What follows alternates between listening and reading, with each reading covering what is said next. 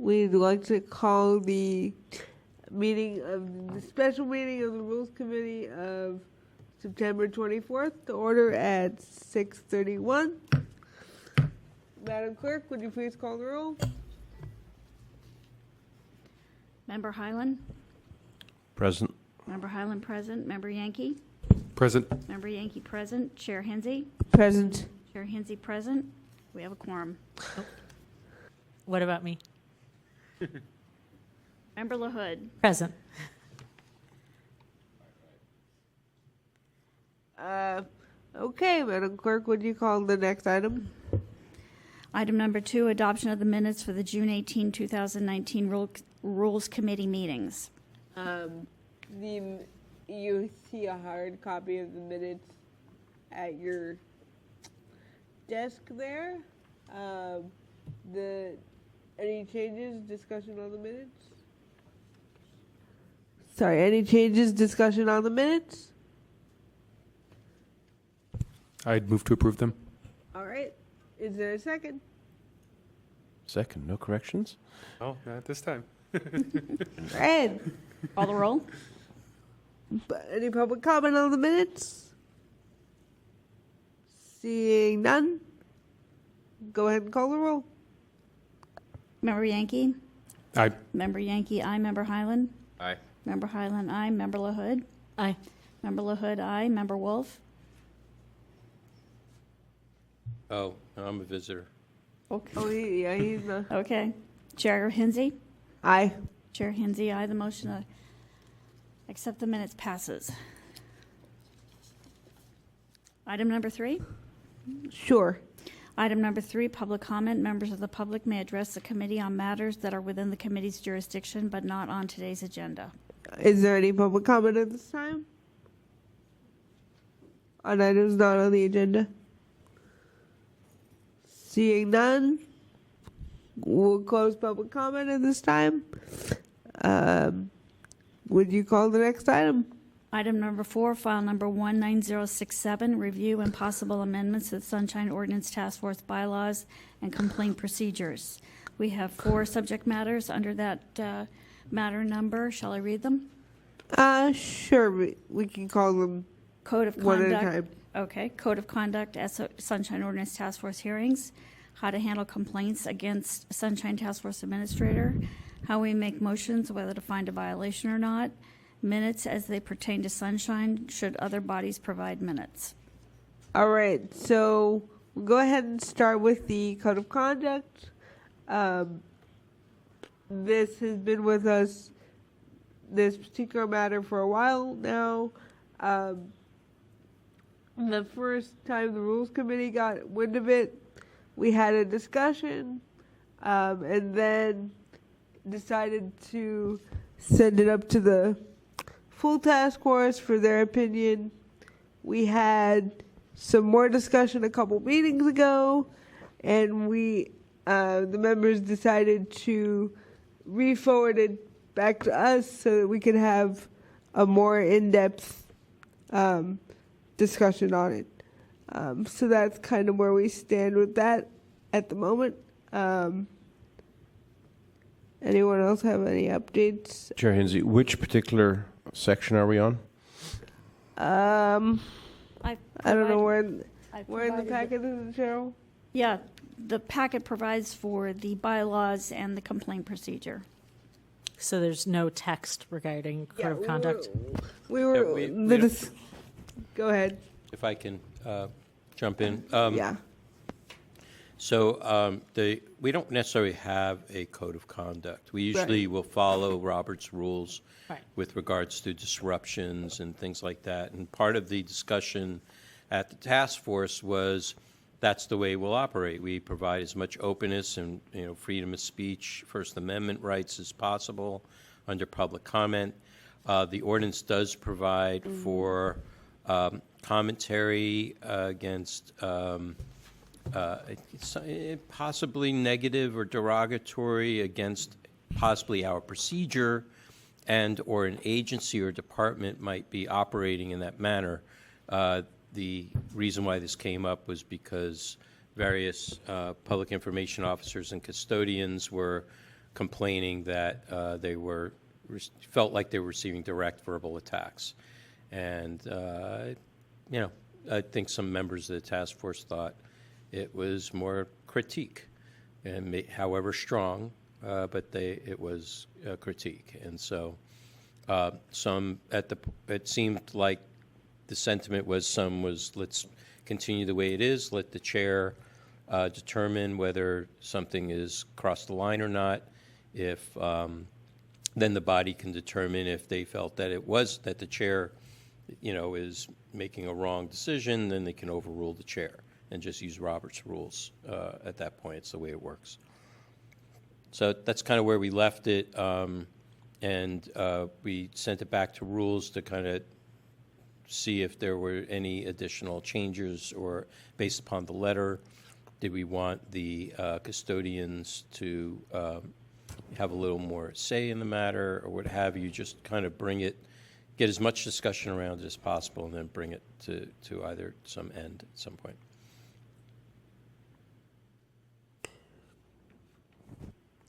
Thoughts?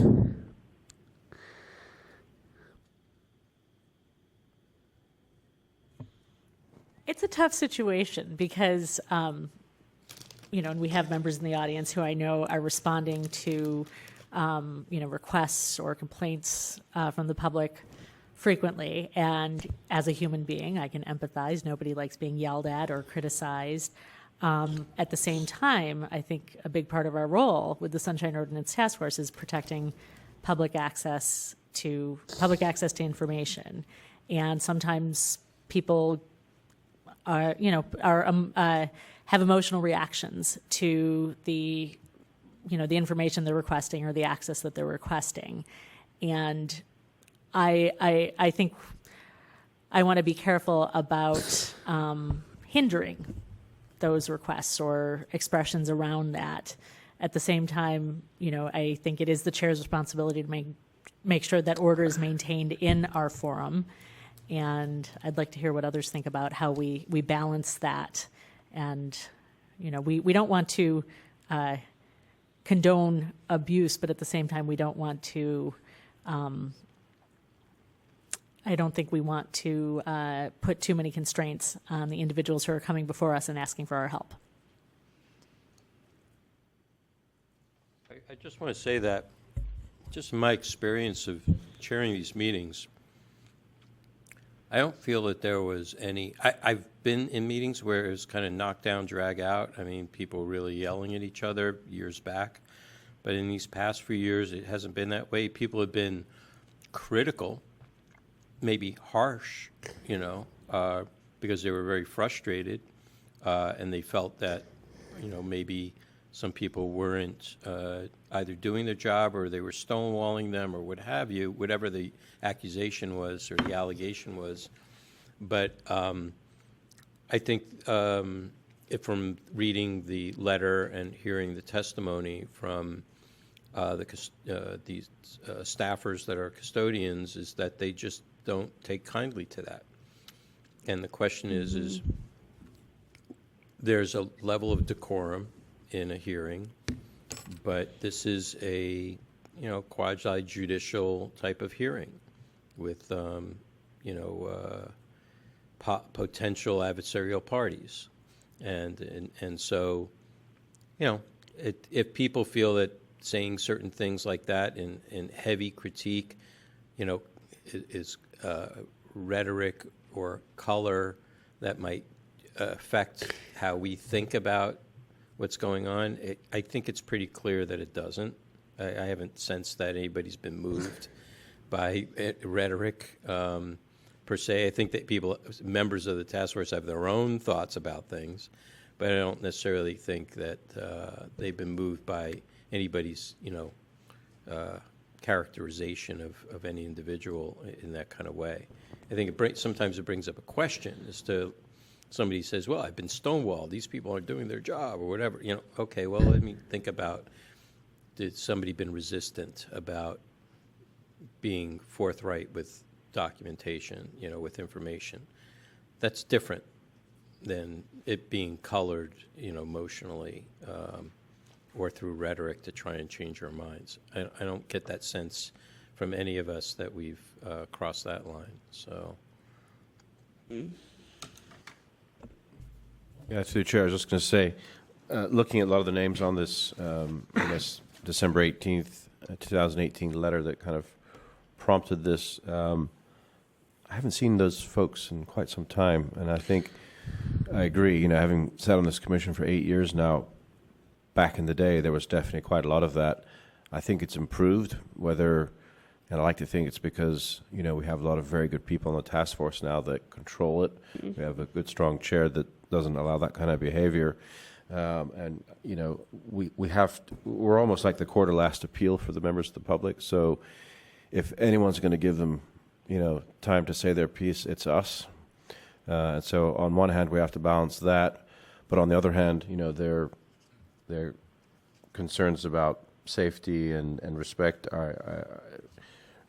ring true to me as well. And on that note, I would have no problem including that piece that the Ethics Commission uses as a template on our meetings. I think that's fairly reasonable, and at least it's there. You know, we always have the option to have the sheriffs come in and escort someone out or just be present. We've very rarely had to do that, certainly not in... Okay, so could you read that could you read that paragraph into the you're record, referring please? to? It's quite long, but I'll be happy to read it into the record. The Ethics Commission encourages and promotes integrity in government by education and example, and is committed to treating all staff, members of the public, and colleagues with courtesy, respect, objectivity, and fairness. Ethics Commission Bylaws, Article 10, Section 1. Members of the public who attend Commission meetings are also expected to behave responsibly and respectfully. Persons who engage in name-calling, shouting, interruption, or other distracting behavior may be asked to leave. The following behaviors or activities are strictly prohibited inside the hearing room: applause or vocal expression of support or opposition, eating or drinking, signs regardless of content or message, profanity, physical aggression. The prohibition on signs does not apply to clothing, which includes signage pinned to clothing, messages displayed on clothing, pins, hats, or buttons.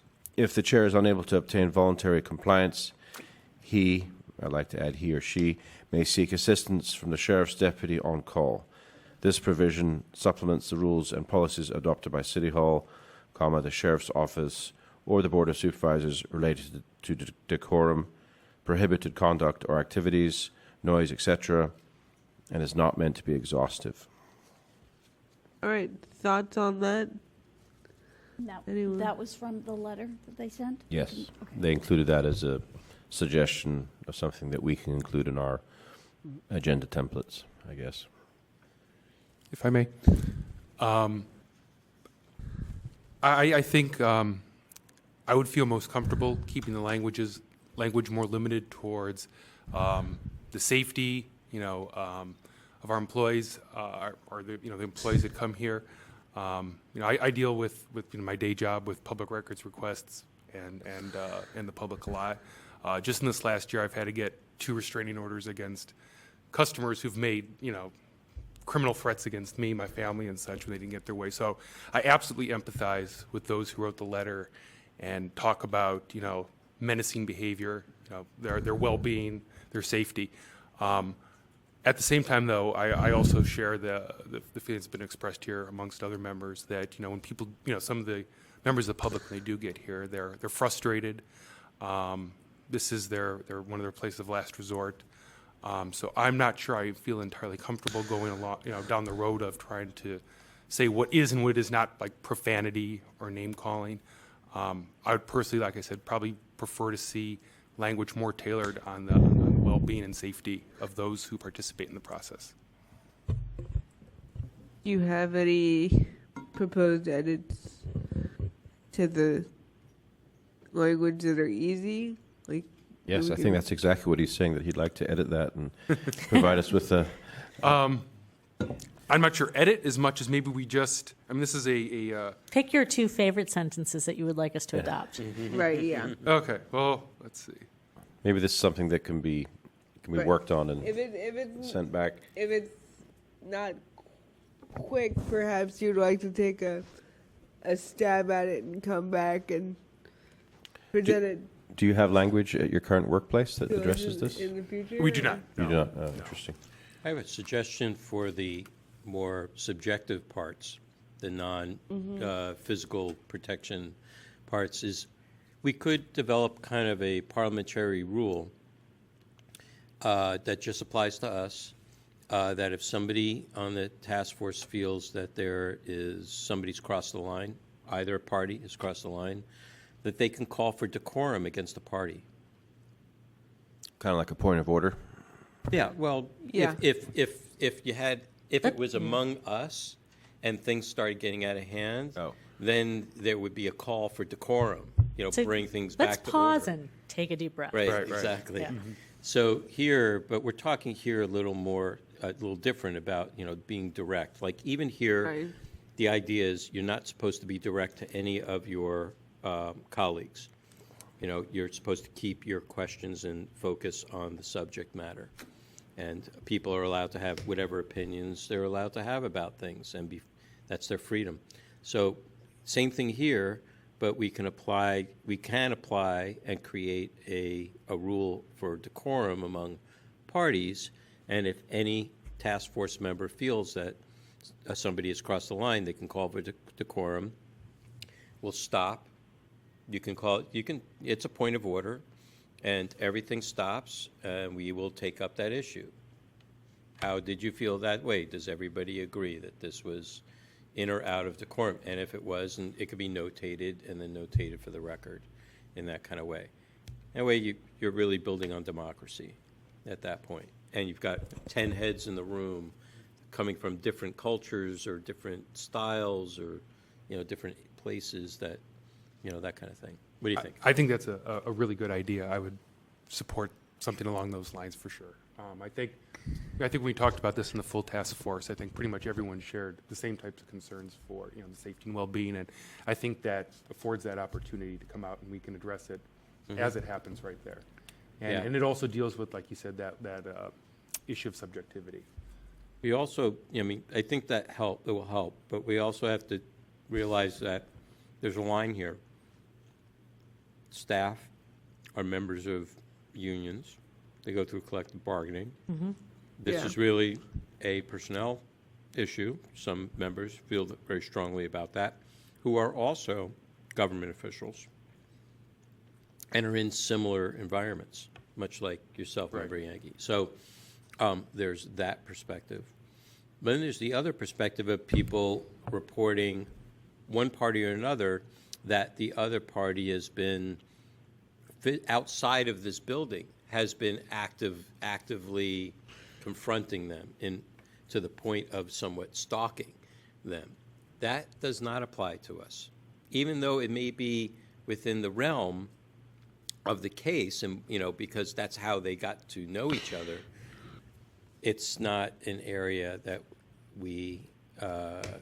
it's not in our jurisdiction. We're not that kind of body, and what happens outside of this room is not applicable. So, and even what happens inside this room is just purely based on that decorum rubric. There's nothing within the case itself that could be applied. If somebody acts out of whack in courtroom, well, the bailiff will drag them out, and that'll be the end of that, for that hearing for that day, So I just want to, we had talked a lot about boundaries and parameters and things like that. We should be very clear on what those are and make it very clear to the parties, and even just the city, maybe even send out we send a letter back to the custodians stating this is how, how we think how we feel based upon extensive discussion. I think sorry to cut you off. I think we should, at least in some way, respond to the custodians. I think that's a good idea, just out of courtesy and what our process has been in deliberations in in that regard, depending on, regardless of how this turns out, I think that's a good idea. Yeah, I noticed that letter was dated December 2018. Have we not been back to them at all? I mean, we've had this discussion a few times since then, and they've come. Some of them have come to speak at that, but I do not believe we've been back to them officially. No. Mm-hmm. I'm just curious. Is anyone? I wonder if anyone in the room is part of that group. They are. Okay, And I'll all go right. to public comment in a second after. Gotcha. Okay. Good. So it sounds like we're moving toward having some sort of statement about safety and safety and security. Safety, I think safety, security, coming out maybe again something like threatening or menacing behavior, something along those lines. Right. At least I personally. would. And then beyond that, saying that we're going to establish a new procedure for members of the task force to call for decorum. Decorum on the parties if they feel for the other stuff, if they feel like, you can even just say that, for the other more subjective actions or activities, that the members of the task force can call for decorum. And you have far more members sitting behind this table than you do at any commission, in the city. So there's a lot more, minds and brains here. So there's that. And I'm more than happy to suggest that this be read at the beginning of every committee meeting, right? and task force meeting. And It's a regular practice. And just going back to that paragraph, based on what I've heard here from other members, we could take a stab of, getting a draft down. I don't think it's too hard to do. If we were going to do that, I would just start with the members of the public sentence who attend commission meetings are also expected to behave responsibly and respectfully. Persons who engage in name calling, shouting, interruption, or other. And then at that point, we can also add in the, physical safety and the, aggression lines that you were thinking about. Maybe ask to leave. Skip all the different, the applause, leave all that out, and just finish with this supplements the rules and policies adopted by the City Hall, the Sheriff's Office, et cetera, et cetera. I mean, we can kind of tailor that to what we want. I think that's certainly, do a start on that. So would you like to refine that statement and present it to Sure. us? Perhaps Member Yankee and I can work on Yeah. that. Sure. I think we can probably. Yeah. I can open. Do you want to open a file for this, or just? I don't I think there's already. think that necessarily we have to open a file because we've already had. I mean, ultimately, we're gonna get Questions? a draft, and then this committee. Yeah. will I mean, we probably could vote on even. this. I mean, we could just start, like you said, with members of the public who attend meetings are expected to behave responsibly, respectfully. I'm not even sure we need to go into name calling, shouting, interruption. I mean, we could just say persons who engage in threatening or menacing behavior. Maybe we'll be asked to leave. Just be very direct like that. Yeah. Yeah, and it's short and sweet. Maybe asked to leave. Yeah, Right. and then you You can know. include the last paragraph. saying Right, This and is then- supported by the Yeah, related to decorum and Okay. And should What this, is this complaint procedures or bylaws that you're? right, that was my next question. Yes. Where should this go? I think it maybe should be under the complaint procedure because it's part of the hearing The hearing process. process. Right. It has to Yeah. do with what happens in the room. Right. Right. Right. And it also provides a lot more flexibility if things need to change in the future. And that would have Right. that would ultimately be a vote by the whole task force to add that to the complaint procedure. Correct? Yeah. Okay, so that's where it would go back to. Yeah, but it's just that you can have a little more flexibility because the bar for making bylaws changes, it requires a certain, it's a certain procedure, requires Okay, certain posting and that kind of thing. I'm not quite noticing. seeing that it's necessary because things change the way, Yeah. it's like rules of order for the board kind of thing. Right. Member Yankee, are you writing down what you think the language Yes. should be? Okay. so how about I work on this, send you a draft email, and then did you want to distribute it, or how do we want to Yeah, work as long on as it? you get it to me by Friday. Yeah, I can do 'cause- that. Yeah. Sounds good. And I just have a question for our administrator. Can you make sure that this, I don't know if you've finalized the agenda for October? I have not finalized it. Okay, That will if be you on can make sure Friday. these are on, these items that come out of this committee are on that agenda. The Rules Committee minutes? Well, but any The actions. action items, The action items. Okay. i.e. the items that need votes and discussion for the full task force, that they be on the October agenda. At this time, I'm going to go ahead and take, since I do see some members of the public, I'll take public comment on the code of conduct.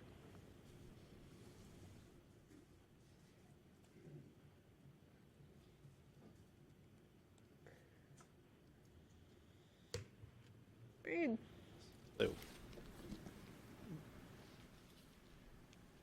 Good evening, members of the task force. I'm Hank Heckel. I'm the compliance officer in the Office of the Mayor. I'm one of the signatories to the letter recommending that the task force adopt the code of conduct we've been discussing. I'd like to thank the task force for giving this substantial consideration and weight, and I'm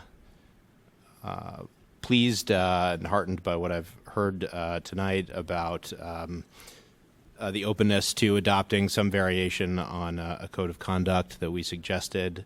I'd just like to reiterate that the signatories to the letter and the various custodians of record involved in various departments believe it's essential that there be a baseline code of respect, safety, and decorum, and that be communicated to everyone coming to the task force, members of the public, and city employees alike.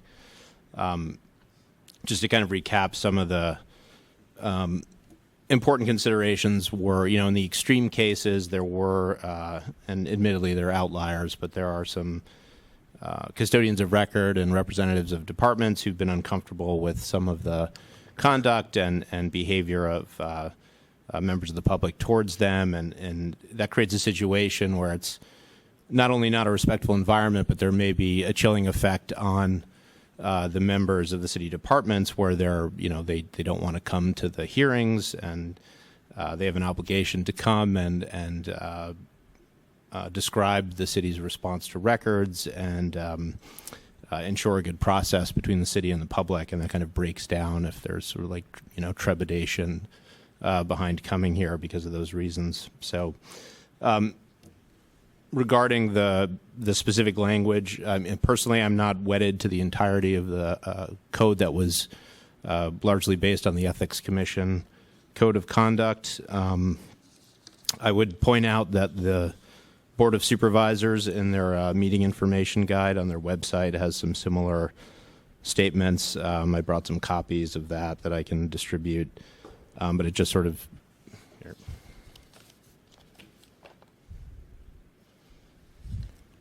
I don't think I brought enough copies because I thought it was going to be a 3-member committee. That's okay. Fortunately, so... We'll share. So if I could...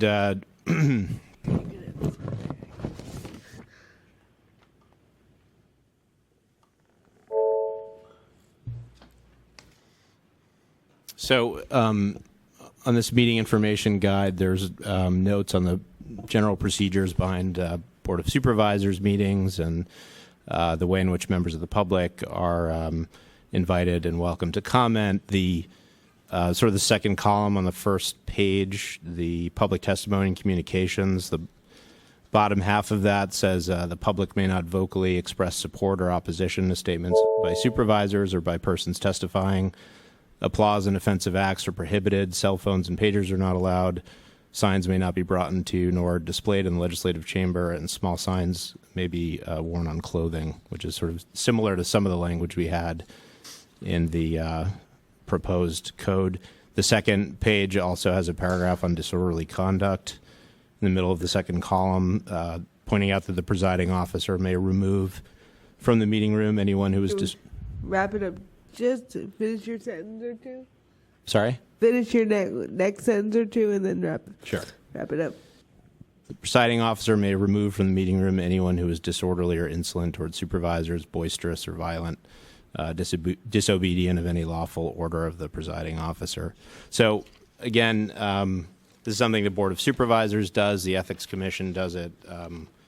We are glad that the task force is looking into adopting similar rules of conduct, and we appreciate your time. Thank you. All right. Any other public comment?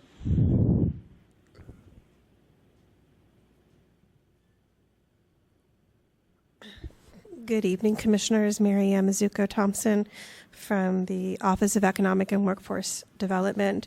First of all, I want to say thank you very, very much for taking this up, for being respectful in the process and the exchange of information, and for giving this some very good thought.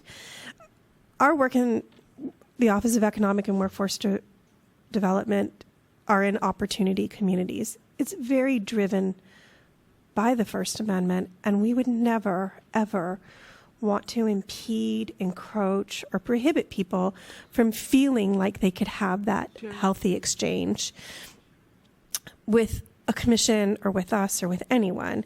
So we're not suggesting that we should in any way impede someone's First Amendment rights. What we do, also I want to take a little step back. I think that this is important for you as well. I can honestly say I have been on emails with Cheryl and members of the public who have said very unkind things about you as a task force. I have been here when members of the public have said unkind things about you. And to be respectful, you are here of your own time and you are voluntary. And I think you should be treated equally well. So I think that having a statement of decorum at the beginning sets the terms fairly and equitably for everyone who comes here, that you will be treated fairly, that you will be treated with respect, and that we will be treated with respect. I also want to say that I think maybe this is coming now to a head primarily because of what we're seeing on the national level and the bad behavior that we're seeing on the national level and the way that people exchange on the national level. And San Francisco is better than that and above that, and we should get out in front of it and we should treat each other with respect. So thank you again for taking this up. And finally, I think that this would be great if you adopted this, if all the commissions here would adopt this, because you attend this one meeting.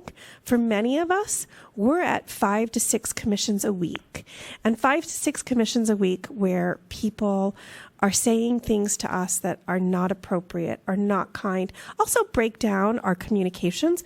Why would we engage with them if they're not going to come with openness to the conversation? So you're one commission where there's several and we have to be there at several of them.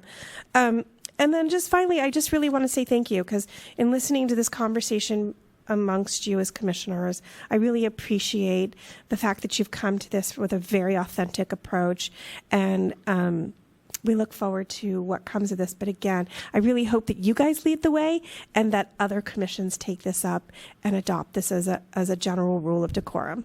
Thank you. All right. Any other public comment?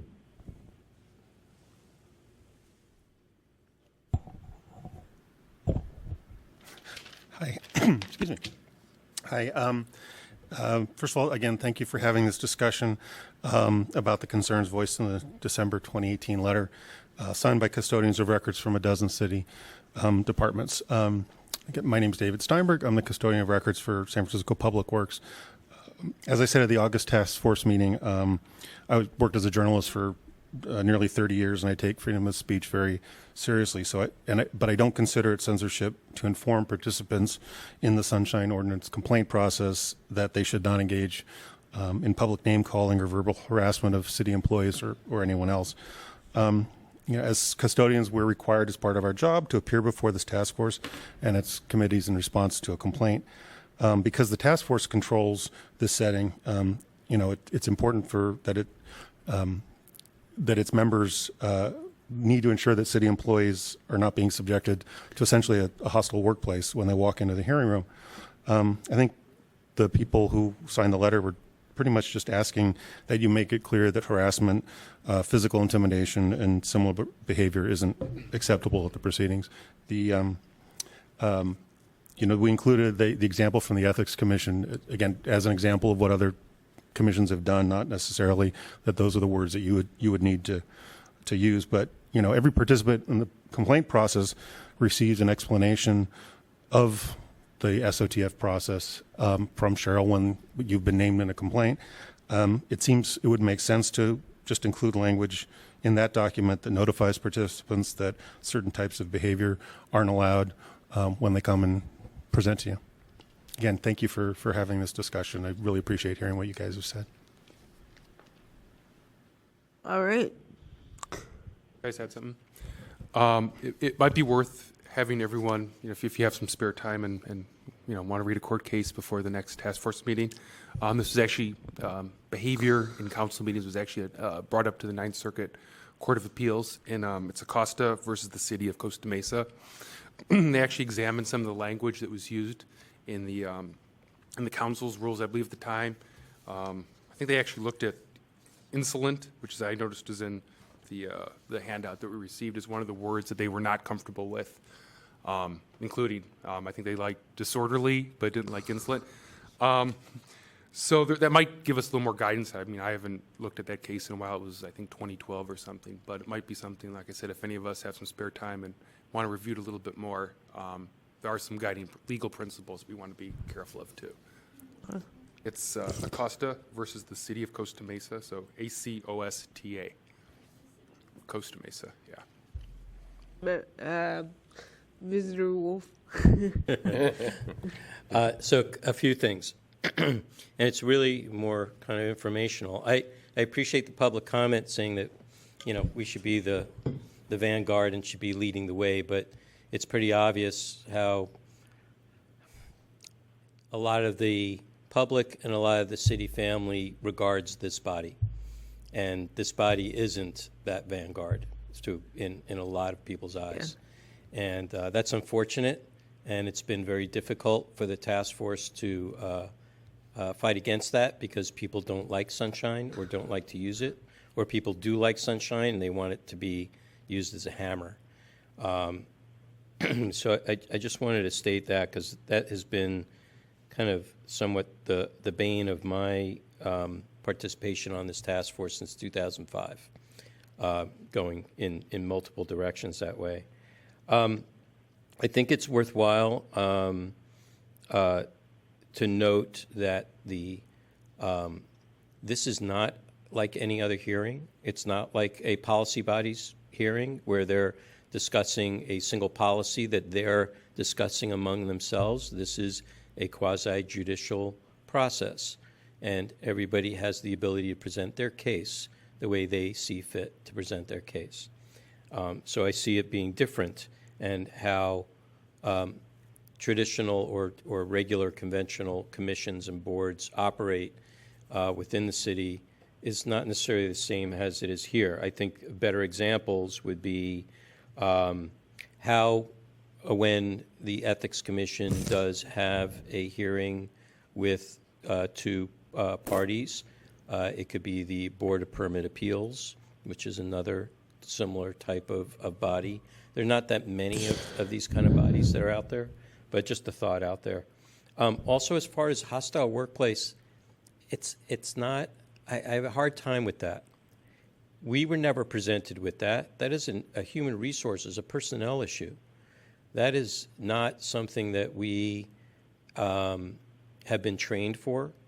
And the fact, yes, that we are volunteers, it's not something that's ever in my years have been on this task force, has anybody ever come in and said, we need to train you, or we need to tell you, or somebody like our legal counsel or administrator has some, authority to tell us what needs to happen or what needs not to happen, that kind of thing.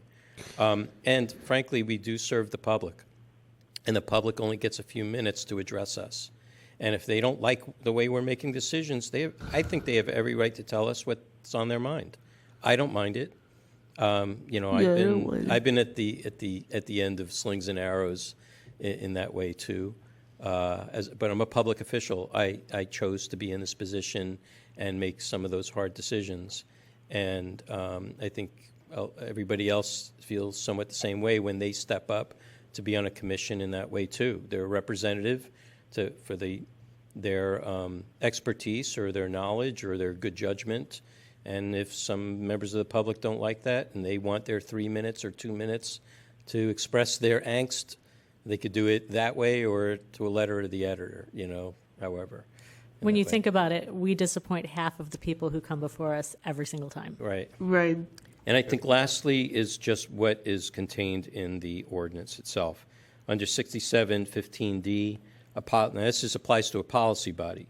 Policy body shall not abridge or prohibit public criticism of the policy, procedures, programs, or services of the city, or of any other aspect of its proposals or activities, or of the acts or omissions of the body on the basis that the performance of one or more public employees is implicated, or on any basis other than reasonable time constraints adopted in regulations pursuant to subdivision C of this section.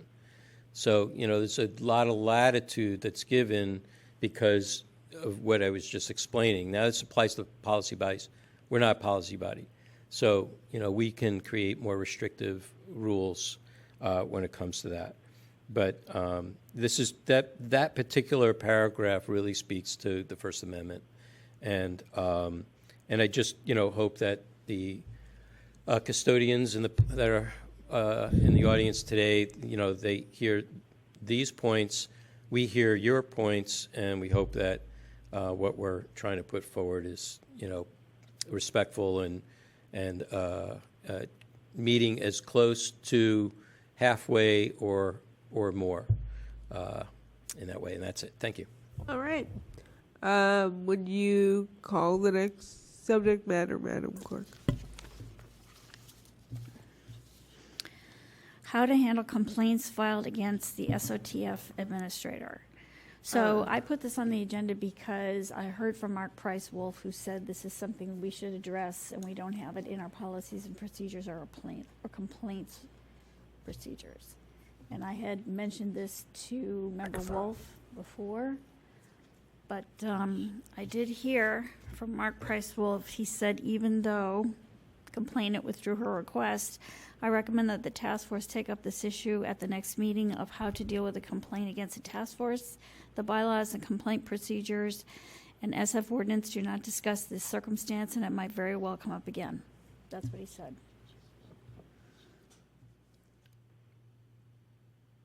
Speak to that a little bit. Sure. Okay, so there has been some questions about when a complaint comes to the against the task force. It could be an IDR, it could be a request for information, or what have you. You know, who then, you know, hears that case? Are we able to contemplate our navel and, you know, take up the case of, you know, of ourselves, or shall it go somewhere else? And we've never had that. It's not common. It happens sometimes, but it's not common. The complaint against the administrator themselves is another interesting kind of twist, because under the Sunshine Ordinance, every individual is responsible as a custodian. Under California Public Records Act, is every agency is responsible. So we've enhanced it, you know, to provide more expediency and efficiency. That's how the Sunshine Ordinance was created, reason why it's created. Can I ask a question? Yeah. This is worded, how to handle complaints filed against Sunshine Ordinance Task Force Administrator. You mean sunshine complaints, not Yes. just general complaints? Yes. Okay. I think Yeah. that's what we're talking about here, sunshine complaints. Yeah. No, not general, not personnel complaints. Yeah, that Cheryl would be, answers the phone. Or that's Yeah. a whole Right, that's nother what I thought you were realm talking of- about. I'm like, gosh, No. poor Cheryl. It's a whole nother realm of things. I should have had her add that one word. Yeah. But, No, these are active sunshine complaints. Okay. Yeah. And so how do we deal with those? So if a complaint comes against Cheryl, or even comes against the our legal Task counsel, force. Yeah. you know, how does that get handled? Because the city attorney can't represent our legal counsel as an ethical firewall. So they, you know, they are encapsulated within this circle right here. That's it. So, you know, it's a question.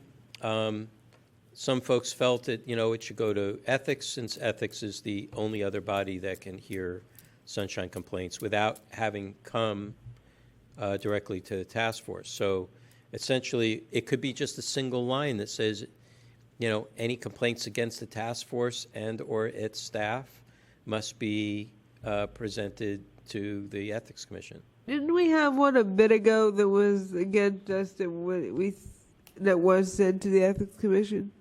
I don't recall. Yeah. Possibly, but I don't recall. Yeah.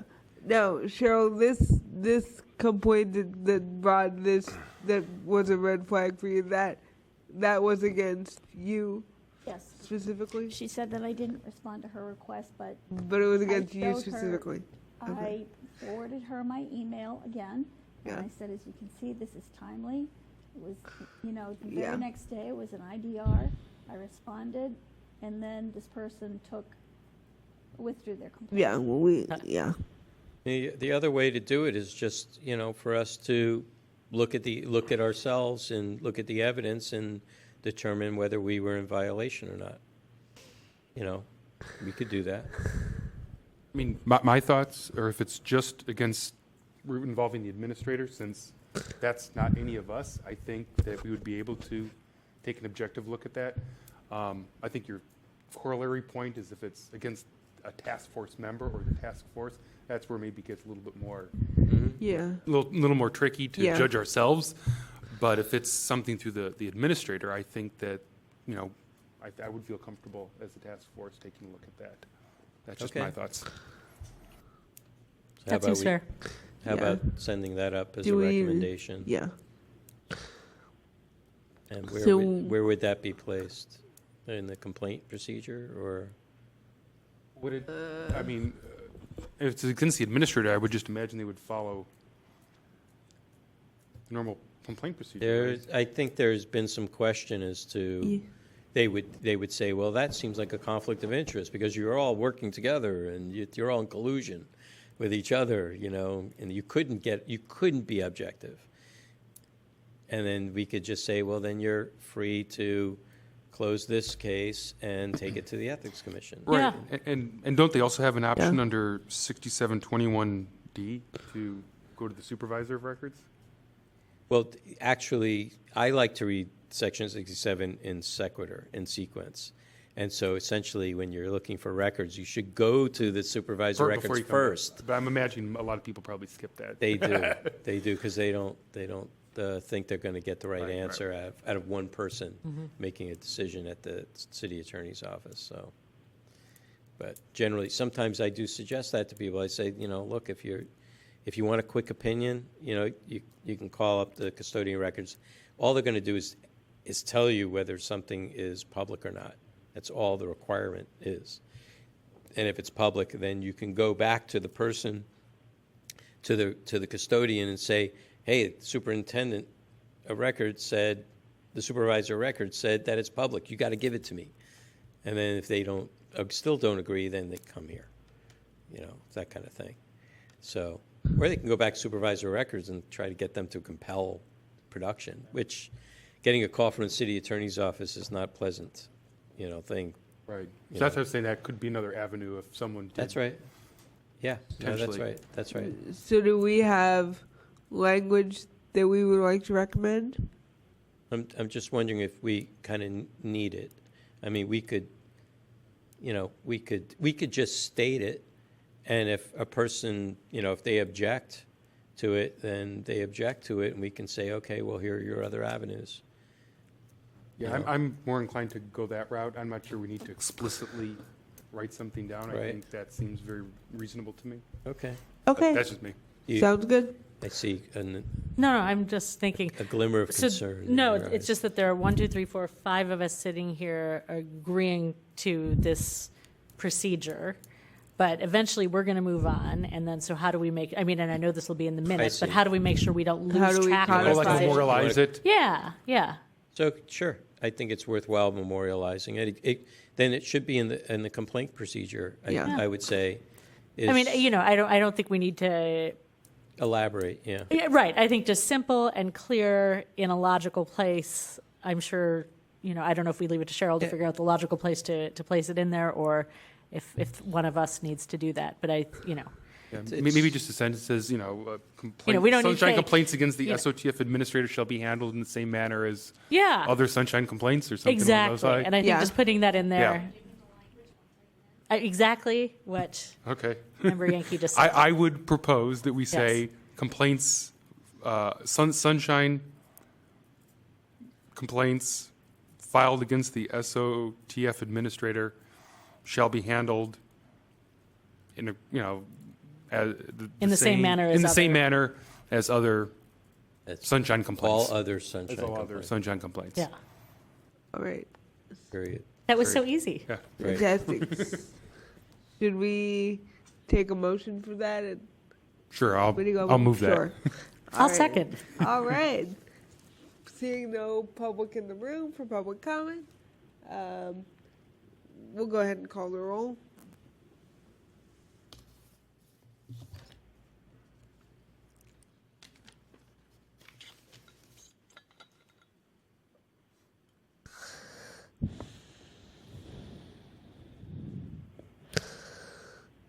Member Yankee? Aye. Member Yankee, aye. Member LaHood? Chair Hensy? Aye. Chair Hensy, aye. Member LaHood? Aye. Member LaHood, aye. Member Highland? All right. Member Highland, aye. All right, moving quickly to the next subject matter. How we make motions whether to find a violation or not. Yes. So, Member Wolf. Bruce Wolf, by the way. Right. Yes. Chair Wolf. So the reason why I bring this up is because I've been getting very mixed reviews from many different people I've been talking to about this, about how we make motions when we want to find that there's no violation. And so there are some schools of thought that say if nobody brings a motion to the floor, then the item is considered closed, essentially dismissed. Other schools of thought is that both parties have a right to have something codified as to whether, like when a judge says that, I don't find there's any violation, the case is dismissed and the kind of the award or whatever goes to the opposite party. But it's codified. And what we've done here is when, we haven't quite gotten to a formality. And so there are other ways that we've tried to do it, where we've said there should actually be a motion if we wanted to find no violation. Okay, and then there's the question of if you make a motion, do you have to vote yes if you're the maker and the second on the motion? Well, actually, Robert's Rules doesn't necessarily specify that. You cannot speak against the motion if you're the maker or the second. But you can vote against the motion because what might be said in debate and or public comment might change your mind against the motion that you made. So you can do one of two things. You either let the motion lie and allow the vote to go which way it may, or the maker can say, you know what, I changed my mind, I'm going to rescind the vote. I'm going to rescind the motion. Wait, so you can't make a motion and speak against it? If you make a motion, Yes. you cannot speak against it. But you can vote against it? You can vote against it. Got it. You just can't speak against it. So it means if you make the motion, then you're basically, you either got to speak in favor of it or you relinquish your ability to speak against it and listen to your colleagues. Can you say, I make a motion and relinquish my speaking as how No. do you signal that you don't actually want the thing? By voting no. Okay. or rescinding the, or pulling the motion. You could just say rescind the motion. There's a parliamentary rule for that. For, if somebody feels like, okay, I don't feel this is going the right way, it could be overruled. The rest of the body could say, oh, wait a minute, I want to overrule that. And they can take a vote to overrule it, and so it remains. You get into a big parliamentary mess. So I'm trying to avoid that. So one of the ideas that I had with this was, when you go into a courtroom, it's complainant versus respondent. That's the question. And the complainant has a complaint. And it's brought, the complaint is considered valid, okay? And it's up to the complainant to prove that there was that there was a violation, okay? So it's always, in the end, it's always the question, was there a violation? And the judge will either say, well, it doesn't rise to a violation, so I rule no violation. Okay, so the question here is no matter who makes a motion, the question is always before us that there is that there's a violation. And then we can vote up or down, whether there is or is not a violation. You just have to fill in the blanks as to violation of what. That's all you have to fill in the blanks for, okay? And then you can, you just continue on your way in that way. But the point I'm trying to make is that there can never not be a motion on the floor, because we're in a quasi-judicial environment, and the parties demand a response. It can't just be nobody votes. The judge just can't get up and walk out the door, essentially. He cannot say, I'm undecided whether to find a violation. I abstain. Yeah. Because if you choose not to make a motion, that's essentially what everybody's doing, is abstaining. Right. So I wanted to broach it in this way. It's important enough, I think, because, even if you look like at the Board of Appeals, it's always whether the appeal is valid or not. And they always will vote, we vote up for the appeal or down for the appeal, and that's it. There's never no motion on the floor. And I think the same thing goes for anything that the Ethics Commission brings forward, because they're doing all this work to do discovery, and they're bringing, there's a violation that somebody needs to answer to, and they're not just they're either going to say, I find no violation. They're going to say, I find no violation. The case is dismissed. You don't have to pay your fine or go to jail. It's that kind of thing. So I think, in all fairness to the parties. Yes, Member Kate. Member Yankee, I'm sorry. I actually think that's a great point, because I was thinking about that too, especially when we have the situation where you actually need six votes, and if somehow, let's say if someone were to move to find no violation and it's 5 votes, and one way, 5 votes the other way, that doesn't really, it kind of leaves it in limbo that there's no finding whether there is or is not, right? Then we could turn around and say, well, then I moved to find a violation. You would get the opposite, which would be 5 the other way. And so I think you're right. We need to kind of maybe figure this out a little bit better. We've been in that purgatory before. Right. Right, Then what happens? Did we really rule, or is it still an open file? Or right. Josh Wolf has been very adamant about bringing up this kind of existential conundrum. So I was thinking, I don't know if this is even, under Robert's rules is something that's viable, but I could see when when it's done, that we move to have a vote. I think by default, it sounds like we should probably give the parties, make a vote on the initial complaint, unless we want to amend it and add or modify it in some way. But I think that would be the default, absent some other, something else. But instead of trying to say, I move to find a violation and then voting against ourselves, could we actually vote, instead of a yes or a no, vote violation or no violation?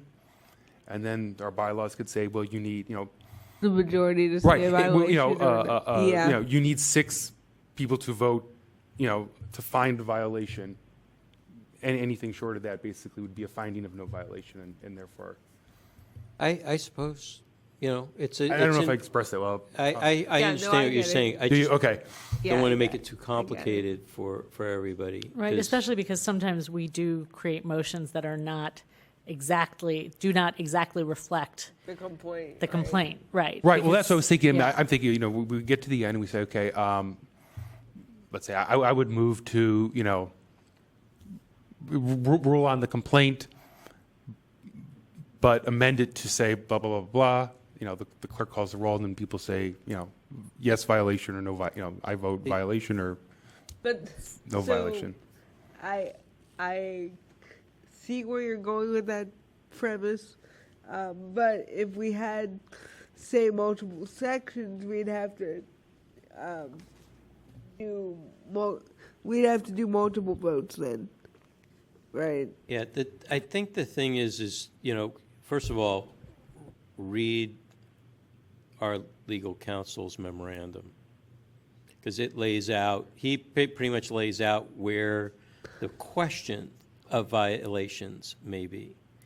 Sometimes because the legal counsel is getting all the information prior to any discussion, sometimes because of testimony, there's other information that is not clear in the documents as to what the violation actually is. So sometimes we have gone, whatever, you basically have to throw out the baby and the bathwater, with the memorandum, because it basically, because of the testimony, it was not clear based upon how it was presented on intake, how to the legal counsel. That's why it's always good to have legal counsel at a committee, because then they get to hear it. So I guess the point here is I think it's good to always say, the motion is to find in violation of this. So if the way it was written, the complaint is clear, like if it's on timeliness, but it's clear from the respondent that it's not timeliness, we still would vote on the timeliness of what the complainant brought forward. And we just fill in the blank as to it's section 67.21, whatever, okay? And then we just vote. And if it votes up, then there's a violation. If it votes down, then there's no violation. And that's it. That's the end of it. Case dismissed. I think the awkward thing for people is to make a motion and then vote against it. So I'm just wondering if we could just change the. That's what I'm saying. Right. Don't have, the question is always before the task force. Nobody has to make a motion. Okay, so just Unless by you're default. modifying things. Unless you're, unless Right. you're modifying it. Right. But I mean, I guess it could be it's a little bit longer conversation. It may be worthwhile to talk to a professional parliamentarian to try and see how to do that. That's what I was thinking. Instead of maybe Yeah. yes and no, we vote violation, no violation, or something like that, where people can. But if you get multiple different people saying, well, I see a violation for 6721D, Right. and then the next person says, I see a violation of 6721B, then you can't get a pulse. Then you Yeah. would have to do separate. Yeah, that's why I'm motions. saying is like, Right. we are always under the preponderance that information is public and it should be turned over. It is up to the respondent to provide evidence by citation that requires for withholding or redaction. If we are not convinced of that, then there must be a violation. Okay, so it's really as simple as that when it comes to public records request. For Brown Act, it's a little different. Okay, but I don't know. Maybe we're not ready today. Maybe. Yeah, I like your idea of chatting with a Yeah. With parliamentarian. professional parliamentarian. There's a group here in the city. Yeah, Yeah. I think that's like the right path to go down. Because like I said, I think the weird part was the make a motion, but then you can't speak against it type of odd. Because I know we had one of them where we And I think it was one of them that actually, it may have been the one that was for reconsideration, right? And I think we made the motion, but it ended up being everyone voted against the motion, which was kind of an odd way to say Right. a finding of. Yeah, but a motion to reconsider is based upon the. No, I understand. Yeah, it's a little different. Yeah, the original one though. that Oh, we were okay. looking at. The Yeah, original one. the original one We- was 0 yes and everyone voted no, but it seemed odd to. I think to look at it when I was going back to say, well, we're reconsidering our vote. Mm-hmm. We said that there was no violation, but it really looked like we. Right. In any All event, right. yeah. I will be happy to consult with a parliamentarian. I can possibly have somebody come in, that may have some ideas and speak to us at a meeting. That might be Right. helpful. So we will put this item on the next Rules Committee agenda also for follow-up. Okay. Seeing no public in the room to offer public comment. Last subject matter, please. Last item, minutes as they pertain to sunshine, should other bodies provide minutes? Bruce, do you want to speak Yes, to so this is another one that I wanted to bring up with you. I'm bringing these committees so we can have a little longer, focused discussion on them where it's difficult at the main task force. So basically, what was interesting is we were forced again to contemplate our navel as to whether we were required to actually provide full-blown minutes or not. And the actual ordinance only requires it of policy bodies. Wow. Enumerated But we're in the not gonna charter, I think, to make And it even worse, enumerated yeah. in the charter, Yeah. and enumerated in the charter. But right? are we going to stop doing what we've been doing? No, I mean, if we adopt a practice, I mean, we will do it because we try to set example. Right. We're kind of the, Uber sunshine, folks. But but for everybody else. So when it came to like some of the, like there was this, I think it was the Clark brothers. And it was Yeah. a special committee that was deemed a policy body, okay? Yep. But they weren't enumerated in the charter. So it's, becomes, so this is kind of an amendment situation. And this is one of those amendments that I think could and should be reported to the Board of Supervisors. But be it as it may, I think maybe it should, in the interest of public, of sunshine and transparency in government, and being the, in San Francisco being somewhat the vanguard for all, trailblazing in the first powerful sunshine ordinance, that there should be an ordinance, a kind of a general ordinance that all commissions and boards shall provide for minutes, adequate minutes that the average person can read and have a decent idea of knowing what happened at a previous meeting. Not just action minutes, which doesn't really speak to much. So it doesn't have to be verbatim minutes, and it doesn't necessarily have to be paraphrased minutes, but, it may be paraphrased.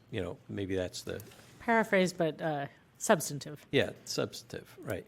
So, I don't know, it's a thought I want to put out there because it seems significant, I mean, it seemed like, oh, wow, that's probably happening a lot, around the place. And what ends up happening is then that little body can say, oh, wow, we don't have to provide minutes now. And then they just stop. And so what happens to precedent is then, does that become a legal matter?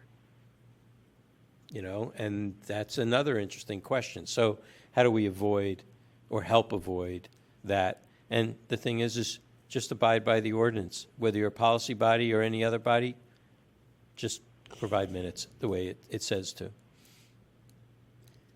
I mean, I'm wondering at a very minimum, if we could even just pass a resolution or something that to be distributed to all boards and commissions expressing our opinion that in the interest of sunshine, that they provide minutes. I mean, then if they're the outlier, well, then at least, people could point and say, hey, legally maybe not, but that's not necessarily, the best way to do things. No. Can I phrase it, for the few bodies that don't, we recommend that you do something like that. Yeah.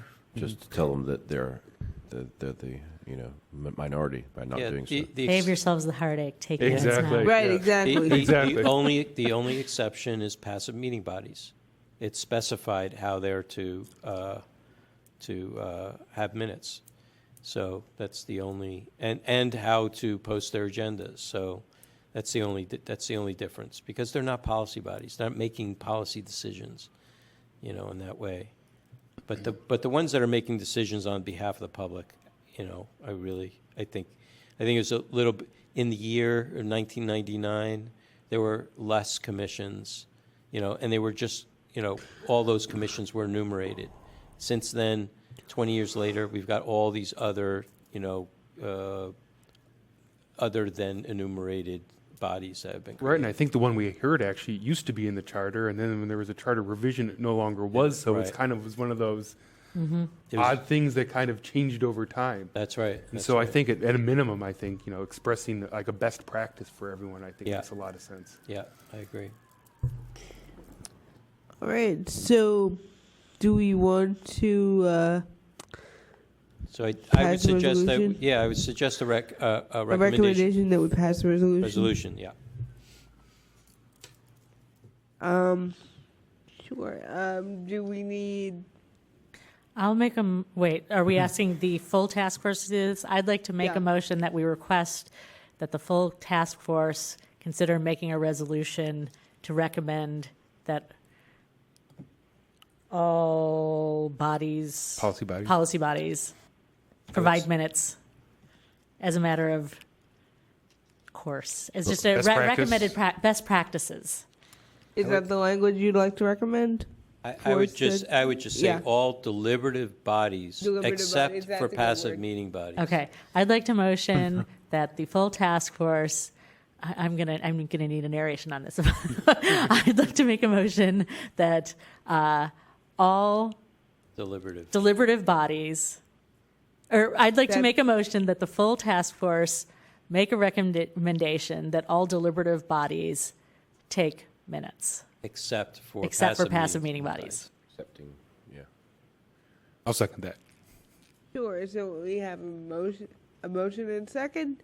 Seeing no public comment, seeing no public in the room to offer comment. Any discussion? I would, and the action for it is that to be distributed to the city family. Yeah. Right. All right. Hearing no discussion, please call the roll. Member LaHood? Aye. Member LaHood, aye. Member Yankee? Aye. Member Yankee, aye. Member Highland? Aye. Member Highland, aye. Chair Hinsey? Aye. Chair Hinsey, aye. The motion passes. All right. Would you call the next item? Item number 5, announcements, comments, questions, future agenda items, and pending calendar by members of the committee. Anyone have any announcements? Future agenda items? All right. Hearing none. Seeing no public in the room to offer public comment, please call the next item. Item number 6, adjournment. All right. Motion to adjourn. Move to adjourn. At 7:45. So, second. All right. Second. We are adjourned. Thank you for your indulgence. Thank you. Grace.